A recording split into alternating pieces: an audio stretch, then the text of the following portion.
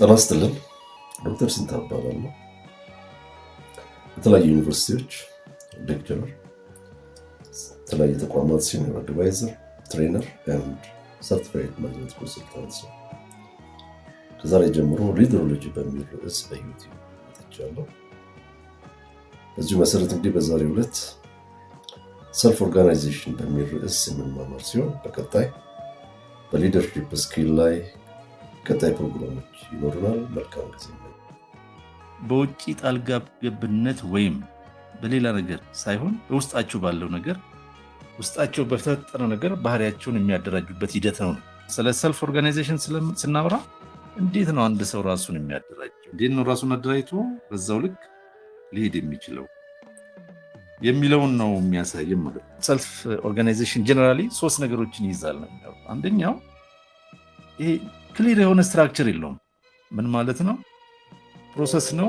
ምንም ግልጽ መዋቅር ወይም የተገለጹ ሂደቶችን አያሳይም አንዳንዱ። ሌላው ደግሞ ሆም ግሮውን ነው ይላል። ሆም ግሮን የሆነ ኦርጋኒክ የሆነ በቃ ራስን ሆኖ የመፈጠር ራስን ሆኖ የመኖር ኮላቦሬቲቭ ቱልስ ኤንድ ፕሮሰስ ይልና ይሄ ውስጣዊ የሆነ ኦርጋኒክ የትብብር መሳሪያዎች እና ሂደቶች ስብስብ ነው ነው የሚለው። ራስም ስናደራጅ ወደኋላ በርካታ የምናያቸው ነገሮች አሉ። አንዱ ሰልፍ ሩልድ የሆነ ወይም ሩልድ ቤዝድ የሆነ እችን ቃል እንድትይዙልኝ እፈልጋለሁ።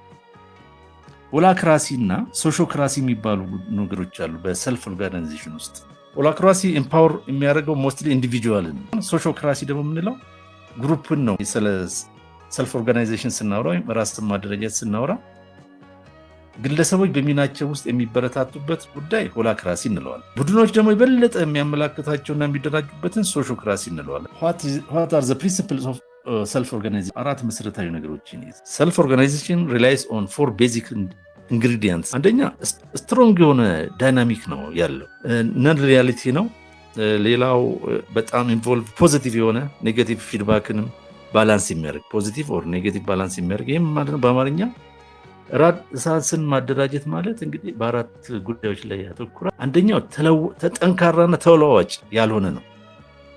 ራስን ስናደራጅ ጠንካራና ተለዋዋጭ አይደለም። በቃ ቤስት ነው፣ አይለዋወጥም፣ ጠንካራ ነው። አንዱ እሱ ነው። ብዙ ጊዜ ወይም ምንም እንኳን ግድ ባይሆንም አዎንታዊና አሉታዊ ግብረ መልሶችንም ያካትታል። ኖርማሊ ሁሌም ስለ አንድ ነገር ስናወራ ፖዚቲቭም ኔጌቲቭ ነገርም ስላለውና ሰው ስለ ፕሪንሲፕል ስንል አንድ በጣም ተለዋዋጭ ያልሆነ ጠንካራ የሆነ ባህሪ ዲቨሎፕ ያደርጋል ማለት ነው።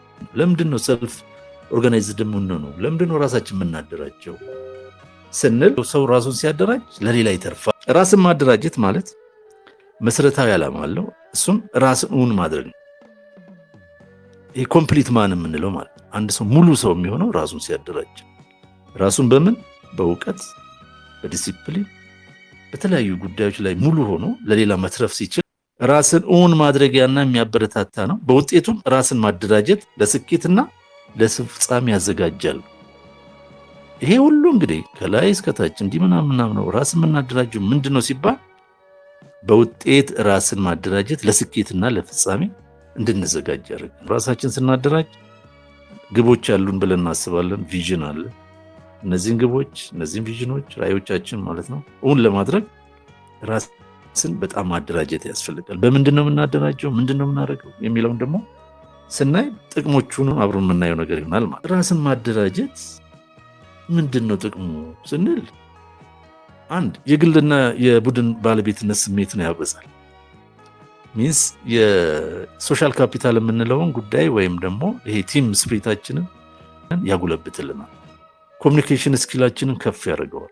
ራሳችን ስናደራጅ ሀሳባችንን በአግባቡ መግለጽ፣ ራሳችንን ኢንትሮዲውስ ማድረግ የምንችል ሰዎች እንሆናለን። ይህ እንዴት ነው ዲቨሎፕ የምናደርገው? እንዴት ነው ስለ ሰልፍ ኦርጋናይዜሽን ወይም ራስን ስናደራጅ እንዴት ነው ማደራጀት የሚቻለው? ፍሮም ዘ ስክራች እንዴት ነው የሚደረገው ሲባል በመጀመሪያ ማድረግ ያለብን ነገር ከብዙ ስራዎች መቆጠብ ነው።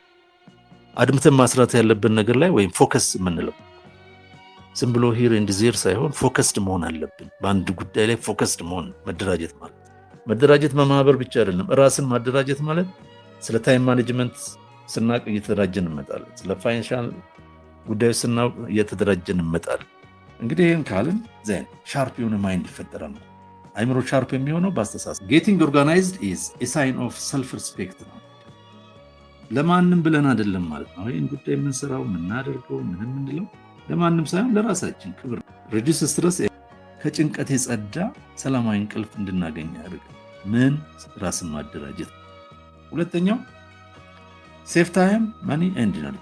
ሌላው ኢምፕሩቭ ዩር ሄልዝ ኤንድ ዌልቢንግ ነው። ስንደራጅ ስንበቃ የሚመቸንን ከአስተሳሰባችን ጋር የሚሄደውን የእኛም ቫልዩ ሊረዳልን የሚችል ሰው ጋር እንገጥማለን ማለት ያኔ ፕሮዳክቲቪቲ ኢንክሪዝ ያደርጋል። ሌላው በጣም በጣም ትልቁ ነገር ኮንሲስተንትሊ ቢ ኦን ታይም ነው።